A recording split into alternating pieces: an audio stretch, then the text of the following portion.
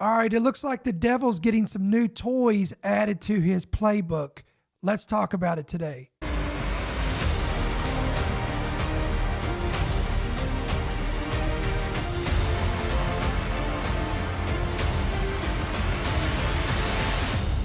The following program is brought to you by friends and partners of End Time Headlines.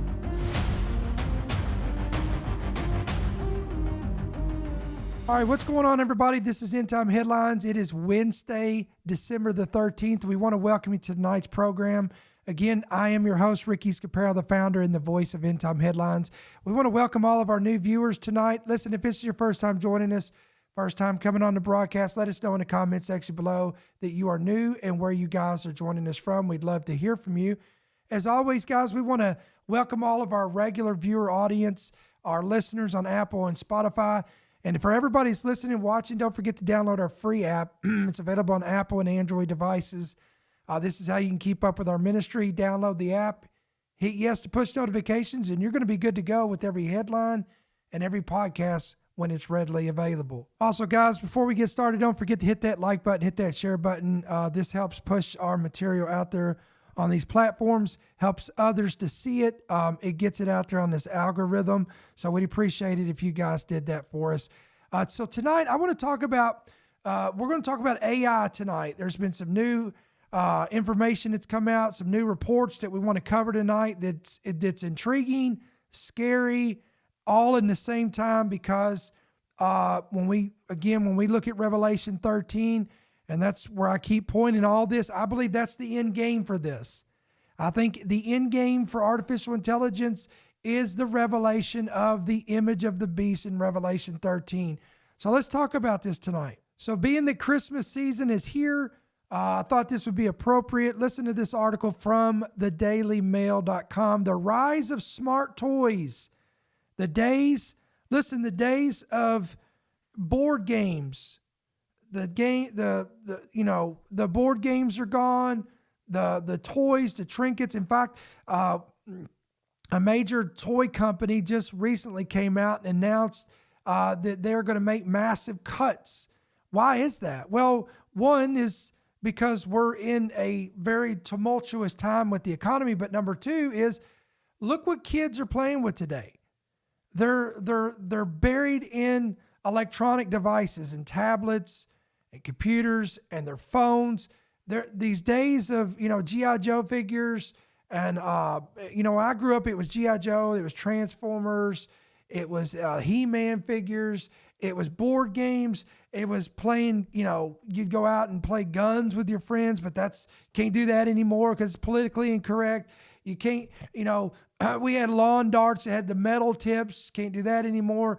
So all these things have just either been taken off the market, they've been taken away, they've been done away with, or we've transitioned to this electronic age where everybody is just so inundated with the electronic devices. So in this era of this, you have the rise, it's given rise to this smart toy era. And there's a warning coming out that these smart toys are a threat to the children's safety. New report warns parents over AI, microphones, and cameras in games for kids. What is this all about? The Trouble in Toyland report has warned so-called smart toys could put children at risk of grooming or kidnapping. It tells parents to avoid certain toys, including the Meta Quest headset, water beads, and Amazon Alexa.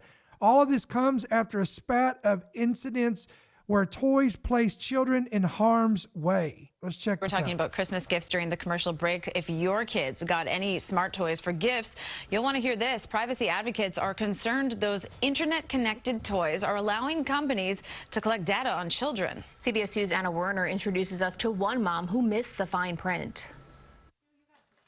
Can I have some color?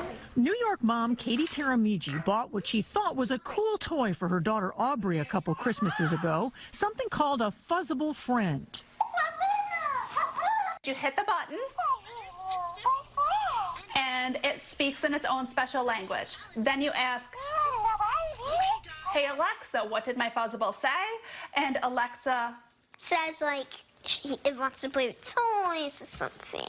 It's the kind of fun a connected toy can make possible. But buried in the terms and conditions, which her mom says she never read, Creativity Inc., the company whose technology allowed the Fuzzable to connect to Alexa, disclosed they collect anonymized information about their users. Gee, who's shocked about that? So again, you guys don't miss tomorrow night's program. We're going to be on with Bishop Larry Ragland. We're going to cover some of this. So you're going to kind of get a little bit of this today, and you're going to get a little bit of it tomorrow. We don't talk about a lot of it tomorrow as we will today. We're going to really kind of focus on it. But in that segment tomorrow night, we're going to talk about how the enemy has planted the seed through these devices, smart devices all over the world. And I believe this is a setup from the kingdom of hell.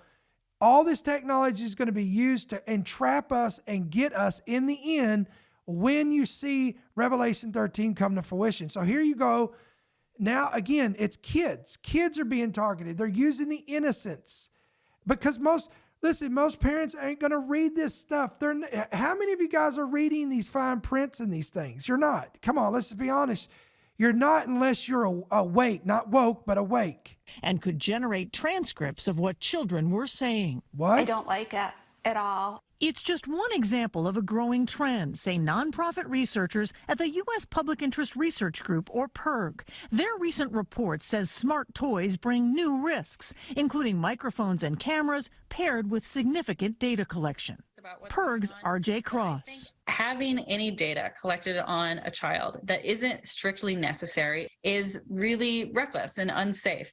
Because often, she says, that data, although anonymized, is sold to advertisers. And she and other experts say it can be used to create profiles of children just like it can for adults. Boom. Even educational tech products can have privacy risks. When Human Rights Watch analyzed 163 educational computer learning products endorsed by 49 countries during the pandemic, 146 of them, some 90%, were found to have put at risk or directly violated children's privacy and other rights for purposes unrelated to their education. The Electronic Privacy Information Center, or EPIC, is calling on the Federal Trade Commission to strictly limit data collection on children. It's just not really realistic for parents, as you say, to be able to parse these legal documents, understand what's happening technologically. The FTC declined to comment. Amazon told us the third-party Fuzzable Kids skill is not currently available for Alexa customers, so Alexa cannot interact with the Fuzzable Friends toy. The device is not built by Amazon and does not have Alexa built in. Taramiji says she'll be paying more attention to the fine print from now on, but doesn't think she should have to. I should be able to trust the toy makers that are putting the toys on the market. Really? What a joke. That's pretty lame. I mean, do you guys trust? Are we really going to put our trust in Google and Alexa and manufacturers of smart televisions and our smartphones and our smart homes and all these things that you have? If you're really putting your trust in these companies and these inventions and these devices, friends, then you are already deceived. You've taken the bait already. You assume they're looking out for your child's best needs. Anna Werner, CBS News, San Francisco. Guys, I can assure you they're not looking out for your best interest of your kids. So again, that's just a heads up. I don't know what you've got planned for your kids for Christmas, but you may want to know that if you're getting these kind of devices and these kind of toys, you better be reading the fine print. You better be knowing what you're getting into. Now, check out this next article. This is from the New American. Federal Transportation Agency is calling for speed monitoring software in cars. According to this report, a federal agency is calling for a nationwide mandate requiring all new vehicles to have a software surveillance for American drivers for adherence to local speed limits. So now think about that for a second. Nationwide mandated monitoring software surveillance for all American drivers. On November the 14th, the National Transportation Safety Board published a news release advocating intelligent speed assistance technology and countermeasures, including interlock program for repeat speeding offenders in all new cars. Translation, you keep breaking the law. Maybe you got a lead foot.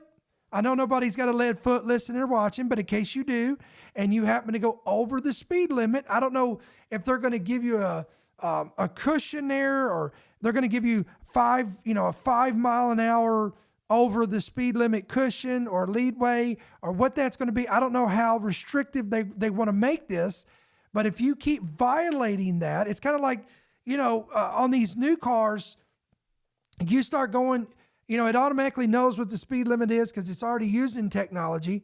So let's say the speed limit is 65 and you're going up and you're into the 70 range and you go above that, it starts getting red on the dashboard. So it's warning you. And some of these even have a voice that speaks, and it reminds you the speed limit is 65 miles an hour because it's giving you a warning. But now that's not good enough for the National Transportation Safety Board. Now they're wanting to make it more intrusive. They're wanting to get into your driver's seat. They're wanting to get into your vehicle, and they want to install a mandated software surveillance program that is going to have the ability to have an intelligence speed assistance technology and countermeasure, which includes, listen to this, an interlock program. So after 3 strikes, it locks up. You can't drive your vehicle anymore. I don't know what this looks like. Let's read a little bit more about this. The agency cited an investigation it conducted into multi-vehicle collision in North Las Vegas, Nevada last year that resulted in 9 fatalities, finding it was caused by excessive speed, drug-impaired driving, and due to systemic deficiencies as its rationale for mandating the new technology. The NTSB's new release explains how intelligent speed assistance technology functions and operates. So here we go. All right, so let's check it out right here in this little gray box if you're watching the program. Intelligent speed assistance technology, or ISA, uses a car's GPS location compared with a database, we knew that was coming, of posted speed limits and its onboard cameras to help ensure safe and legal speeds. Passive ISA systems warn a driver when the vehicle exceeds the speed limit through visual, sound, or haptic alerts, and the driver is responsible for slowing the vehicle. Active systems include, here we go, mechanisms that make it more difficult but not impossible to increase the speed of a vehicle above the posted speed limit. So it's some type of governing switch or system.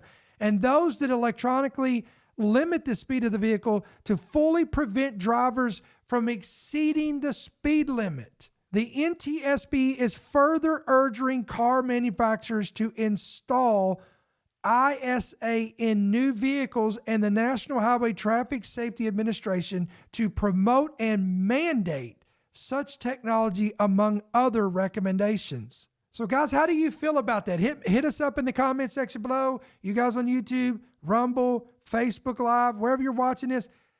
What's your take on this? Is this a good idea? Is this a bad idea?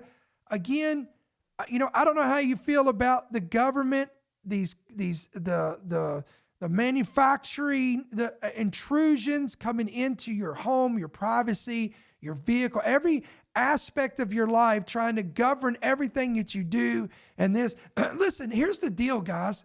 And I've said this for years. If you don't want people driving beyond a certain speed, for example, here in the state of Georgia, there's places, there's a 70 mile an hour speed limit. Most places in America, I've never seen it exceed that. 70 miles an hour is probably the top end.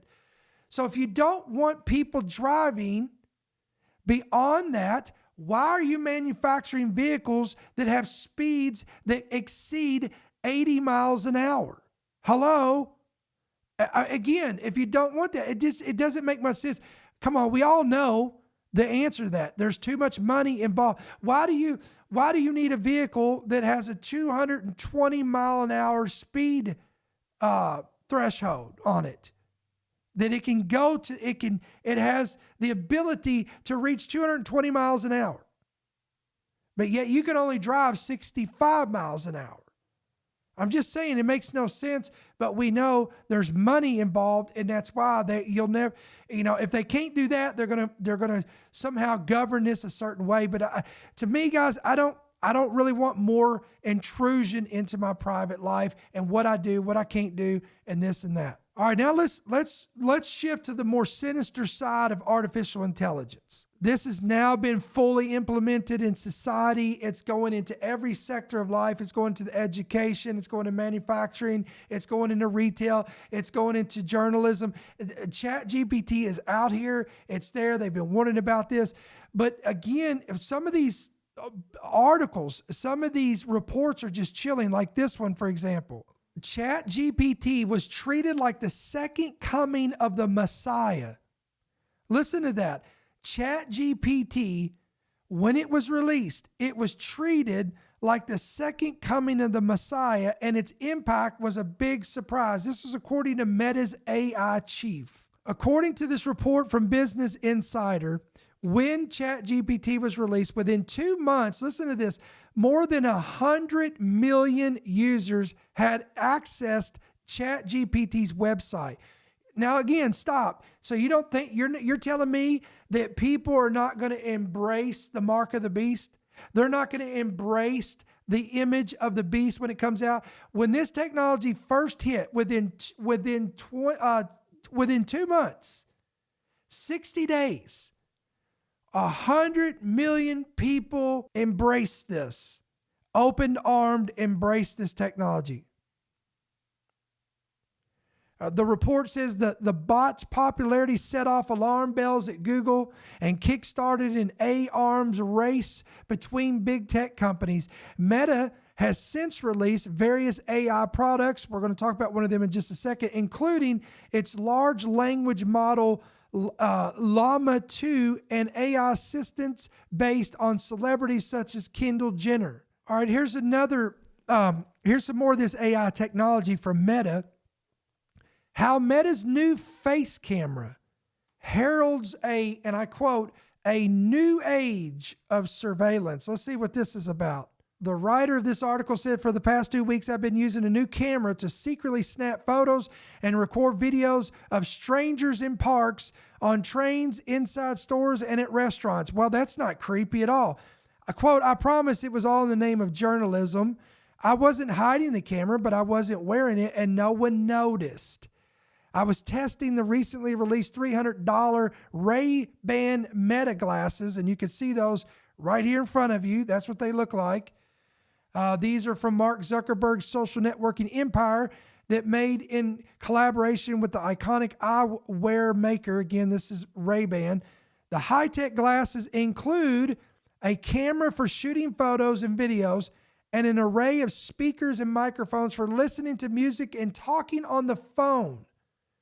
Again, so see what I'm saying, guys? We're being thrusted and accelerated and advanced in this technology, whether we like it or not. Because, listen, we may not embrace this, but I'm telling you, the next generation will. The glasses, Meta says, can help you live in the moment. You can live stream a concert on Instagram while watching the performance, for instance, as opposed to holding up a phone. Again, convenience. That's a humble goal, but is part of a broader ambition. Let me say that again. It's part of a broader ambition in Silicon Valley to shift computing away from smartphone and computer screens and toward our faces. Oh, I got to say that again. Because listen, this has got prophetic significance to it.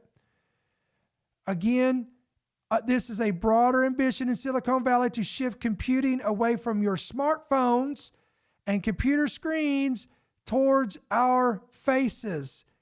Now, guys, remember in Revelation 13, there's that enigma. There's that mystery of what in the world is going to be put in the forehead. Remember, Revelation 13, the false prophet implements a buying, selling, and trading system that will require something to be put in the right hand or in the forehead. So isn't it interesting now that these big tech companies are pushing the initiative for us to embrace in society to embrace some type of technology that's going to be geared around the face, the eyes, the head, the mind. Again, I call this prophetic paving stones, prophetic stepping stones leading us up to the fulfillment of Revelation 13. Meta, Apple, and Magic Leap have all been hyping mixed reality headsets that use cameras to allow their software to interact with objects in real-world scenarios. This past Tuesday, Mr. Zuckerberg posted a video on Instagram demonstrating how the smart glasses could use AI to scan a shirt and help him pick out a pair of matching pants. Wearable face computers. This is so absurd to even say this. Wearable face computers, the companies say, could eventually change the way we live and work. Listen to that. Which Apple is preparing to release its first high-tech goggles. These are, listen to this price tag. They have a hefty price tag of $3,500. They're called the Vision Pro headset. This will be released in 2024. A pair of smart glasses that look nice and accomplish interest tasks are the end goal. Now, this next paragraph is going to kind of get into what you're thinking. For the past 7 years, headsets have remained unpopular, largely because they're bulky and aesthetically off-putting. This is the same. Remember when they introduced 3D technology televisions? Remember the 3D TVs? And they had the 3D glasses with them that you bought. I remember going to, I think it was an H.H. Gregg or Best Buy or one of these electronic stores, and I was talking to some of the guys that work there in the home theater department, and I told them, I said, this will never fly. This is going to be a fad that's going to phase out. And they said, no way, this is here to stay. This is popular. And I said, no, it'll never work, because I'm telling you, as someone who wears glasses myself, I don't want to have to be wearing another pair of glasses on top of my glasses. And most people don't want to wear glasses. Most people would rather wear eye contacts. I personally don't, because it irritates my eyes, so I choose to wear glasses. And I told him, I said, this will never fly. So this is the concept we're talking about here. However, the minimalist design of the Ray-Ban Meta glasses, we showed you what they look like, represent how smart glasses might look one day if they succeed, though past lightweight wearables such as the Google Glass from a decade ago and the Spectacle sunglasses released in Snap in 2016 were all flops.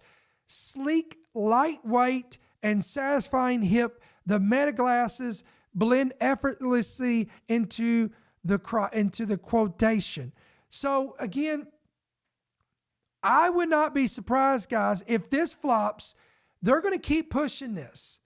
They're going to keep pushing the more convenient technology for us to embrace somehow in our forehead, our eyes, our head, some kind of a gear that's going to be quote unquote comfortable, going to be convenient, and it's going to be widely accepted. So this is just the beginning stages of this. And the journalist who wrote this said that no one, not even my editor, who was aware I was writing this column, could even tell them apart from ordinary glasses, and everyone was blissfully unaware of me photographing them. Oh, and here we go with this. Ready? Meta said in a statement that privacy was top of mind when designing the glasses.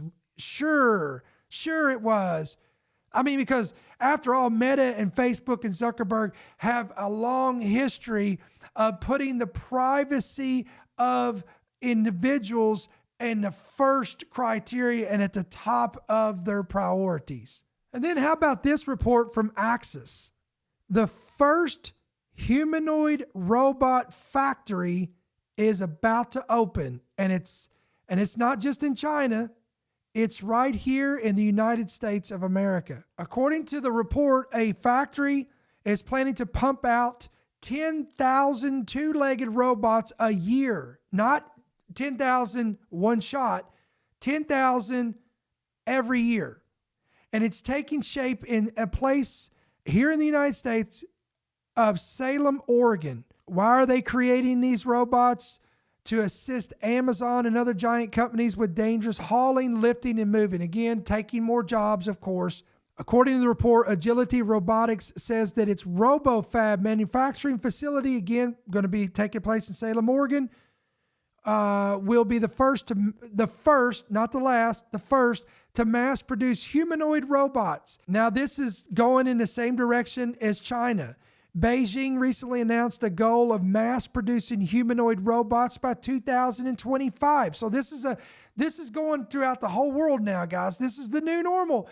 iRobot, the new normal. RoboFab's CEO Damian Shelton said he is calling for the world's first purpose-built humanoid robot factory. Went on to even say that, quote, we've placed a very high priority on just getting robots out there as fast as possible. Why? Why is this such a priority? Why do we have to rush these out here? I don't understand this. Why do we have to get this out there as soon as possible? Quote, our big plan is that we want to get to general purpose humanoids as soon as we can. We want to remove your jobs. We want to take your jobs as quickly as possible. Agility has produced about 100 robots since it began its founding in 2016 and plans to move digit production from its Tangent, Oregon headquarters to the more spacious 70,000 square foot RoboFab facility in the coming months. Let me say that again. For you, all of you guys living in Oregon, maybe Salem, Oregon, apparently there is a 70,000 square foot robot mass production creating facility coming in your area in the coming months. 70,000 square foot, guys. The report says in the beginning, the production will be in the hundreds, but eventually RoboFab is going to, quote, have a significantly larger capacity of 10,000 robots per year. They're going to be pushing 10,000 of these robots out a year. Think about all the jobs they're taking. Think about if any of this was to go wrong, what this could mean. Now, according to this report, they actually want to create these bipedal robots with dexterous hands and arms, programming them so they can, quote, work safely alongside humans. So guys, let me pull this up. I want to show you a picture. Here's a picture of one of these things. It's right here. If you're watching the visual, you guys on the Apple, Spotify, if you can jump on the YouTube, Facebook, Rumble, whatever these platforms, whenever you can look at the visual of this. Here's what one of these things look like. Just creepy looking. And this is what could you imagine 10,000 of these things a year being just, imagine working in a manufacturing job, one of these places like this, and you see, these are going to be the new normal. You're going to see these in restaurants. You're going to see these in industrial. You're going to see these in retail. You're going to see these at Walmarts. You're going to see grocery chains. These are going to be the jokers that are going to be stocking the shelves. You don't think they're going to do that? You don't think that's going to be what's coming down the pike? They'll program these things with artificial intelligence. They'll bring out the pallet of all of the groceries that need to be stocked, and these things are going to be equipped with these cameras, AI, intelligence. They're going to be able to know what goes on what shelf. They're all going to be programmed. We're talking jobs by the thousands, hundreds of thousands lost from this replacement. Now, here's another article. Now, this one's from faithwire.com. When I read this initial headline, it's kind of good, but I get kind of some weird vibes from it because, my mind takes me to, if this falls in the wrong hands, this could be bad. Let me read this. Ex-Navy SEAL has launched an AI tool now here's where, again, this is where it's going to sell it, to, quote, stop mass gunmen in their tracks, protect churches and schools. Okay, what is this about? Let's watch this real quick. Synagogues in New York City received fake bomb threats designed to harass and intimidate them. Violence against Jews is on the rise right here in the United States. That's why a company co-founded by former U.S. Navy SEALs is using artificial intelligence to protect places of worship and schools from violence. CBN's Billy Hollowell has the story. As concern grows over mass shootings, Zero Eyes co-founder Rob Huberty says his company is using artificial intelligence to protect potential targets like schools and houses of worship. So what we do is we take your existing video cameras, that's what we need to use, and we process every frame by frame, every image, every video feed that you have that are your cameras, we don't install anything. And we use our AI that goes over them, and what it does is it looks for guns that are exposed. Within seconds, Zero Eyes pinpoints the types of guns being brandished and alerts first responders about the nature of potential threats. Okay, stop. Right there. Again, sounds good. But again, could you imagine this getting into the wrong hands? The wrong political party that's trying to take away your guns or whatnot. Again, it all sounds good when it's targeted against the bad guys. But again, I'm going to ask you a question here. What's the definition of the bad guys? Who is going to be the bad guys in the future? This technology, though, being used for good now, if it gets into the wrong hands, they'll reverse it and use it against the people who they deem to be a threat. Anybody else seeing this? I know you are, guys. It was kind of a rhetorical question, but this is alarming on one hand, but it's exciting on the other hand. It's kind of like mixed feelings about this. As well as the types of weapons assailants might have. Dominic Iacco at Lansing Catholic High School in Michigan says this can offer peace of mind to his school community. My initial reaction was basically, how can we not do this? When you look at kind of the tragic history of these types of scenarios and you see the advantage of the response time that Zero Eyes gives you, as an administrator of a school, obviously you never want something like this to ever happen, but you also want to know that you've done everything possible to make the school as safe as possible. Matt Montana, safety director at Valley Baptist Church in Bakersfield, California, agrees. People want to do us harm. And when I say us, I mean men and women of the Christian faith. Not only the faith-based communities. For whatever reasons, because we live in a broken world, there's a lot of sin out there, and the innocence is preyed upon. His church is preparing to roll out Zero Eyes, and Montana, who worked for years in law enforcement, says the real-time intelligence can help mitigate threats and save lives. Let's go for back years, here. preparing to roll out Zero Eyes, and Montana, who worked for Seconds matter, artificial intelligence that can stop active shooters with real-time weapon detection and alerts. Again, Zero Eyes. It just gives me creepy Antichrist vibes, guys. I'm sorry, but it does. I just don't like any of this stuff because I've read the end of the book. And I'm telling you, all this technology is going to be the tools in the devil's playbook. I'm telling you, mark my words on this. For years in law enforcement, says the real-time intelligence can help mitigate threats and save lives. What we're doing here, that in itself may deter somebody who has thoughts of doing harm to people at Valley Baptist Church. While Huberty is fully aware of privacy concerns regarding AI, he says his company has intentional safeguards in place. We view ourselves not as the total solution, but as a layer that makes sense. There's no predictive analytics. We're just looking for an object. But there's police departments that are using this technology that are using predictive software, predictive AI. One of them is, I believe, let me see if I can pull this up. Here we go. Check this out. You know, pretty much all of us want dangerous criminals off our streets, but at what cost? I mean, would you volunteer your photo for a police lineup? Or what about your personal information? Well, you might have already done that. As former investigator Brittany Costello discovered, you don't have much of a choice. We see the images often. Criminals caught in the act, posted on social media, sometimes as a call for help from local law enforcement. But cops could be done waiting on tips and leads to slowly trickle in. We enter the picture and we just have high hopes that we'll be able to get something back. Around the nation, police are turning to technology that your social media accounts and online pictures are helping feed. It's called artificial intelligence facial recognition.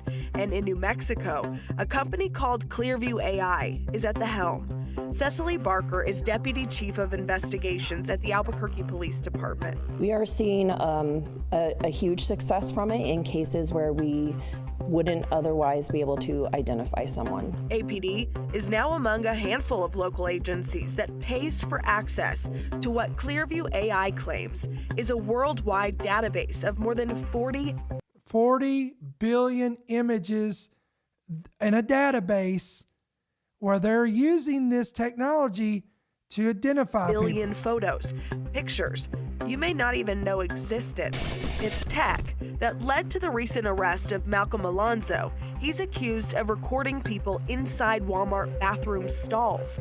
Clearview matched his photograph to a person captured on cell phone video taken inside the store. Whoa. You're already in the system.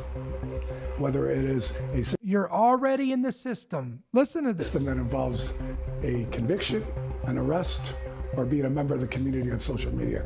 You're part of that system. You're part of that database. For better or for worse, you're there. Say police get a surveillance video or picture showing someone committing a crime. They plug that into the database and AI sifts through images until there's a match. And look at all those social media outlets there, guys.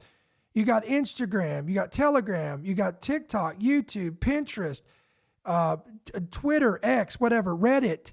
You've got Twitch. You've got your Ring camera. You've got Alexa. You got all this stuff. Your smart TV, everything. Your telephone. All this is the database, and this is what they're talking about, guys. And you tell me again, when you get to Revelation 13, how will the Antichrist be able to control the entire world through a buying, selling, and trading system?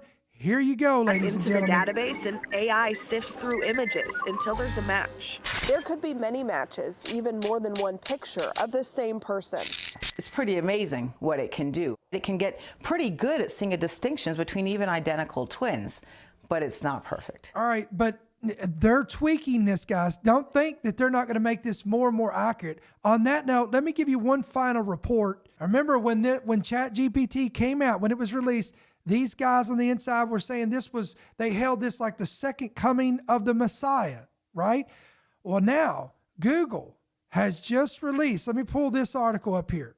Google has just released their Gemini. This is what they're calling this, Gemini. And there's a picture of this. This was an actual presentation from Google. Now look at this article. I thought this was very interesting. We're going to dig into a little bit of this tonight. Pathway to the image of the beast. Real-time AI analysis could fulfill prophecy. Now, I know you're watching this and you're probably saying, well, wait a minute. Isn't that what ChatGPT is? How's Google Gemini going to be any different than that? Oh, it is.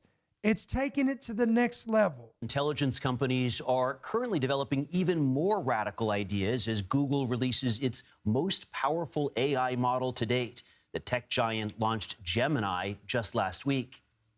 The new AI model can understand text as well as images, video, and audio. Google says Gemini is also capable of completing complex tasks in math, physics, and even more. It can understand and even generate high-quality code. Will Knight joins us now. He is a senior writer for Wired. Thanks so much, Will, for chatting with us. He recently wrote a article detailing why he feels Gemini is, quote, the real start of the generative AI boom. Will, take us through this. Why is Gemini so different from the AI technology that's already out there? Sure. Well, I mean, the truth is we don't have all of the details on how Gemini works, just as we don't on GPT-4. But we do know that it is well, that's not a bit terrifying, right? More powerful than GPT-4, more capable by many benchmarks. It's also the first large AI model to be multimodal, as you said, to work with images, video, and audio from the get-go. And the idea is that this is going to give new capabilities. Some of the videos they've demonstrated seem to show a model that is much better able to make sense of the visual world. And this is a key idea that a lot of people in AI have, is that to make the next leaps in AI, you might need models that have some sort of grounding, that actually learn from the real world, just rather than just learning from text, as ChatGPT does. So doing something that mimics slightly more what we see in biology. are we going to keep expecting to see these kinds of leaps forward every so often? We're still getting our arms around ChatGPT.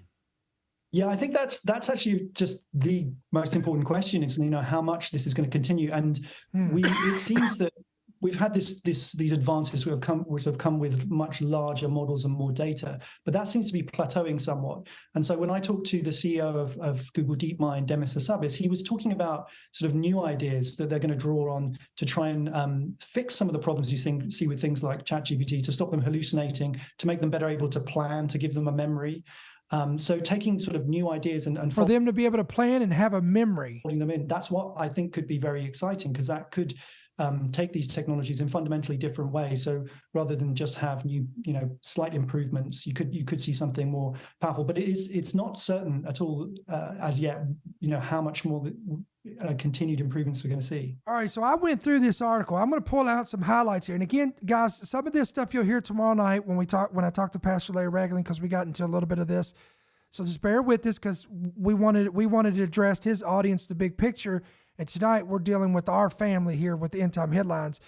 This Google launched Gemini. Now keep in mind who this is. Google is the biggest social media platform out there. They're already controlling the information that you read, that you hear, that you see. All that is in this. And it's no coincidence that they're the one who is spearheading this new generation of AI that's even greater than ChatGPT. This system can seemingly understand and talk intelligently about almost any kind of prompt: pictures, text, speech, music, computer code, and much more. Again, as the individual said there from Wired, it is multimodal, meaning that it can handle text, images, and all of this, and be able to analyze and respond to real-time information coming from the outside world. Let me say that again. Be able to analyze and respond to real-time information coming from the outside world. In other words, we're not going to really know and truly comprehend what is reality anymore, because they're going to control all this with this technology, guys. At the moment, the data that companies such as Google, OpenAI, and Meta and others train their models on are still mainly harvested from digitalized information on the internet. We just went over that. However, listen to this. There are efforts to, and I quote, radically expand the scope of the data that AI can work on. For example, using always-on cameras, microphones, and other sensors, it would be possible to let an AI know what is going on in the world as it happens. And I'm going to talk, you're going to hear me talk about this tomorrow.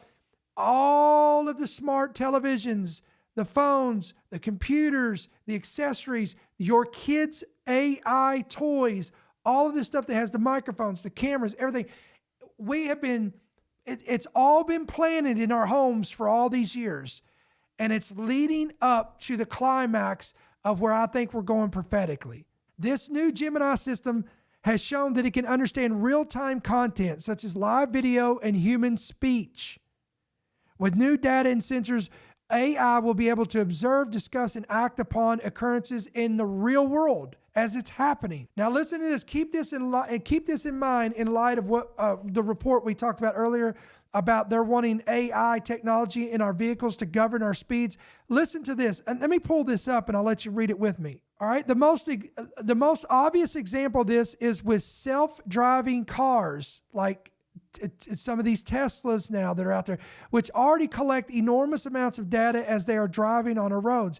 This information ends up on the manufacturer's servers, where it is used for not just in the moment of operating the vehicle, but to build long-term computer-based models of driving situations that can support better traffic flow, help authorities, and identify suspicious or criminal behavior. Let's go to the home. We're talking about motion sensors, voice assistants, security cameras. All this already used to detect activity can pick up on our habits. Other smart appliances, your stoves, your microwaves, even dishwashers, guys. appearing on the market all the time. While early users for this are familiar, such as optimizing heating for better energy usage. Why do you think they want to get rid of the gas stove? Because they can't put this technology in gas stoves. They want to put them in electric stoves. The understanding of habits will get much more advanced. Why do you think they want to put smart meters on everybody's homes? They don't want you controlling your thermostats. They want to govern every aspect of your life, ladies and gentlemen. This means AI can both interfere in activities in the home and even predict what will happen in the future. That doesn't sound a bit sinister whatsoever, does it? This data could be used, for instance, by doctors to detect early onsets of ailments such as diabetes or dementia, as well as to recommend and follow up changes in lifestyle. Again, selling points: safety, security, health, convenience. These are all the selling points for this stuff, guys. Now, this was written by the Christian Evidence, so I'm going to read this, going to give them the credit for this. I'm going to read this right up here because I agree with everything he's saying here. The Bible describes a time in the future where an image of the Antichrist is given life to speak on its behalf. This has been a challenging passage for scholars to try and understand until now. I agree. While we can only speculate as to just what a type of technology John, he's talking about John the Revelator, saw when being revealed almost 2,000 years ago, the advances of AI technology may be progressing to where an all-powerful world leader incorporates AI in some fashion that allows him to present worldwide an attempt to copy God's omnipresence through AI technology in real time. Imagine AI technology in the hands of a dictator, and you can only imagine the power at his fingertips to control the population. Quote, he could use AI to assist his rule in making sure all of mankind follows his policies, including the requirement that in order to buy, sell, or trade, one must accept his mark, that will also allow for greater monitoring and control of what we can buy, of what we can and cannot buy. Let me read this here. Quote, another way in which chatbots or these AI chatbots and this technology can fulfill the prophecy of the image of the beast is through their potential to control people's actions and behaviors. Chatbots can be programmed to persuade and influence people's decisions, and as they become more advanced, they may even be able to anticipate and manipulate people's thoughts and behaviors in increasingly sophisticated ways. And look at this. Consequently, as we're reading this, scientists have developed the world's first mind-reading helmet that translates brainwaves into words. The report says that this AI technology is also portable. The tech translates brainwaves into written text using sensors on the head. Again, guys, what have we talked about on here? Again, you can see how they're pushing this technology to be incorporated in your hands, fingertips, implants, scans, and now they're going for the head. Headgear, goggles, glasses, retina scan, all this stuff in the head. The hand, technology, buy, sell, trade. And again, as the author of that article said, he fears that this will be incorporated in the creation of the image of the beast. And I've said that because when you go to Revelation 13, let me pull this up and then we're going to close right here, guys. Revelation 13, it says that the false prophet in Revelation 13, verse 14, it says that he was granted to do signs and wonders in the sight of the beast, telling those who dwell on the earth to create this image of the beast.